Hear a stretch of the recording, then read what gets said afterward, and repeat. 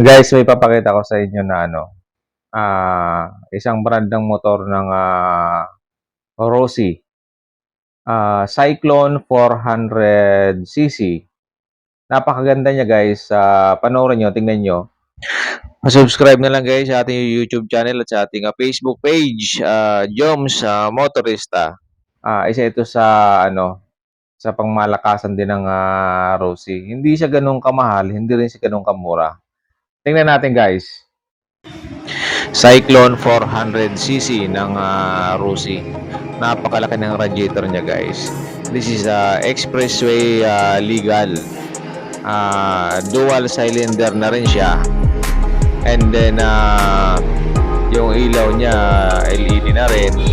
Tingnan nyo guys, ayan dalawa yung tambutso niya. Dual cylinder siya.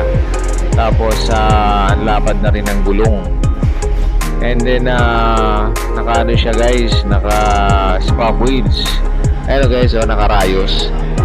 Napakaganda ng pagkaka-setup ng gulong nito, ng mags niya Tapos napaka-premium na rin yung datingan nito guys. Hindi lang sa ganong sikat na brand, pero napakaganda ng quality din ng motor na to.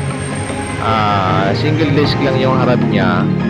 Ayan guys, yung makina niya, mapapansin nyo, 400cc. Yung upuan niya is leather na rin. Tsaka meron na rin siya sa likod na rear guard. Meron na din siya. Tapos medyo mabigat to guys. Sinubukan ko kanina. Parang mas mabigat pa sa NK 400cc. Ayan, ganda ng leather set niya guys Tapos yan yung tambot nyo sa likod. Ayan siya guys Napaka-angas na rin ang datingan niya.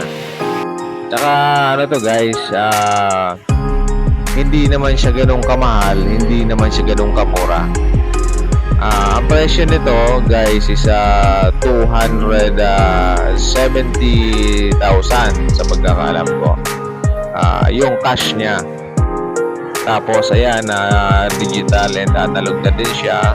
Tapos meron na rin siya guys na USB charging port. Ayan, para sa pangalawang drive. Kaya okay to guys. At syempre di mawawala yung classic ng Rossi. Dual sport tire. Naka inverted fork na rin yung harap niya. Tapos LED na rin yung yung headlight niya. And then syempre naka double disc brake na din yan guys. Kaya napakaganda nito. Isa sa mga pangmalakasan din to ng Rossi, yung classic type nila na 250cc. Napakaganda ng performance nito guys, na try ko na to i-drive sa isa nating tropa.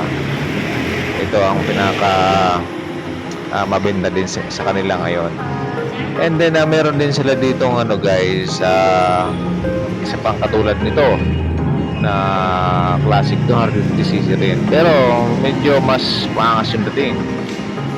Parang may pagka-feel Ducati to guys. Si Titan 250 Fi na din to guys. Tapos meron na rin tong USB charging port. Pangalawang drive na din yung datingan nito.